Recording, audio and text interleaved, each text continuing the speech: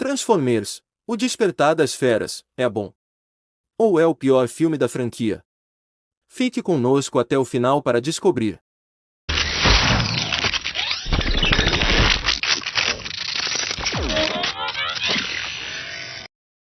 Transformers, O Despertar das Feras, chegou aos cinemas há pouco tempo, apresentando mais uma aventura da franquia de robôs. Para você que não sabe, Transformers começou nos anos 80, com uma empresa chamada Takara Tomy. Essa empresa produzia brinquedos, carros que se transformavam em robô. Com o decorrer do tempo, Transformers ganhou uma série animada. Quem nunca assistiu à série animada dos Transformers? Lançada em 1984, em 1986 Transformers ganhou seu primeiro filme.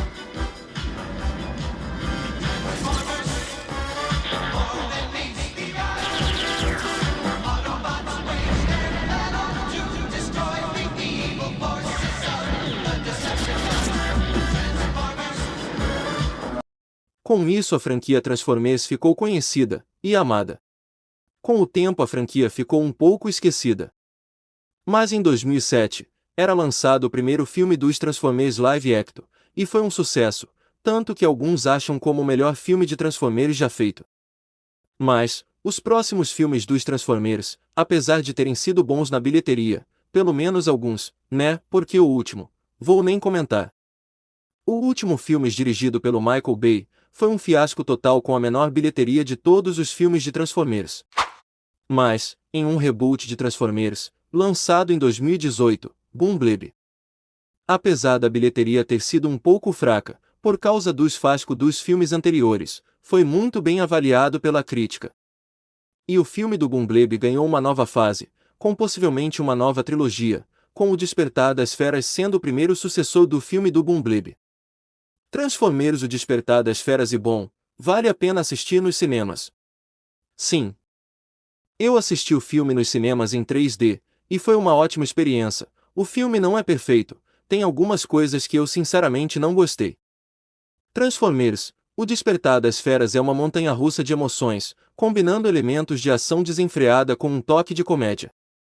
Dirigido por Steven Capri Jr., um diretor que claramente não tem medo de usar explosões e robôs gigantes para impressionar o público, este filme leva a franquia Transformers a um novo nível de insanidade. Transformers, O Despertar das Feras, ambientado pouco depois de Bumblebee, já que Bumblebee se passa em 1987, e Transformers, O Despertar das Feras se passa em 1994.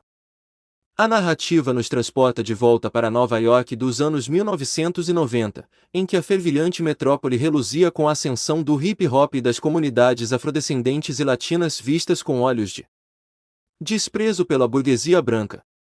Como foco principal, acompanhamos o jovem gênio da tecnologia Noah Diaz, Anthony Ramos, um ex-militar que mora no Brooklyn com a mãe e com o irmão mais novo e que faz tudo o que pode para ajudá-los.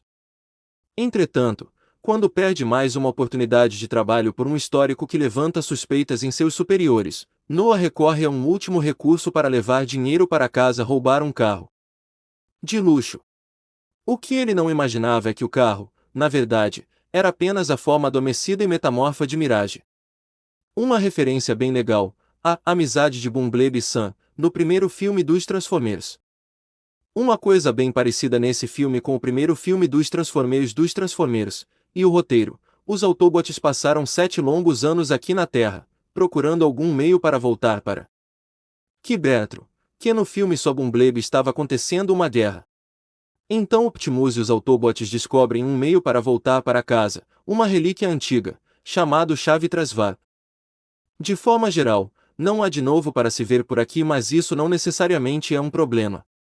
O diretor Steven Capri Jr., conhecido por seu trabalho em Creed II, sabe como guiar a câmera para garantir que estejamos envolvidos em cada uma das sequências. Todavia, ele tem ciência de que trazer originalidade a um enredo desse gênero é uma tarefa difícil, e por isso, aposta fichas em uma clássica jornada do herói que nos satisfaz do começo ao fim. Um dos defeitos desse filme é que o nome é Transformers, O Despertar das Feras, mas cadê as feras? Elas aparecem muito pouco no filme, na minha opinião. Alguns Maximals mereciam mais destaques, isso o filme peça um pouco. Não só os Maximals, mas também os Terrocons. Eu gostei muito do Soji e dos outros, mas eles mereciam mais destaques. Eu queria que fossem mais aprofundados. Eles são um pouco clichê, mas em geral são bons. Uma das coisas que eu gostei foi o Optimus. Nesse filme mostra um Optimus diferente de todos os outros. Não sei se vocês vão gostar, mas sinceramente, eu gostei. Ele nutre de semelhanças inconfundíveis com o melancólico Optimus que sofre por ter falhado e por colocar todos em perigo.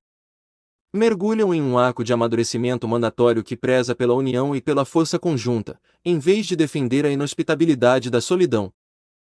Falando em Autobots, não podemos deixar de falar do Bumblebee, que aparece bem pouco nesse filme, porque os protagonistas são Optimus, Mirage e o Noah. Mas, nas cenas que o Bumblebee aparece, são muito boas, dá pra ver porque ele é o Transformers mais querido da franquia.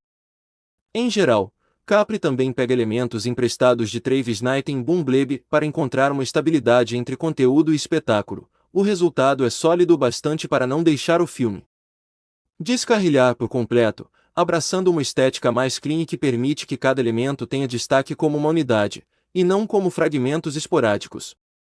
Isso não significa que não existam erros afinal, a quantidade absurda de protagonistas e coadjuvantes impede que alguns arcos sejam aprofundados como deveriam, permanecendo em uma tristonha superficialidade que aposta na nostalgia desenfreada e nas fórmulas do gênero.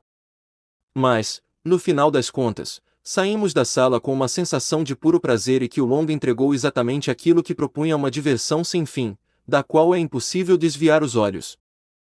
Transformers, O Despertar das Feras, é, de fato, uma das melhores entradas da franquia, abrindo um leque de oportunidades para os 2 próximos capítulos que já foram confirmados.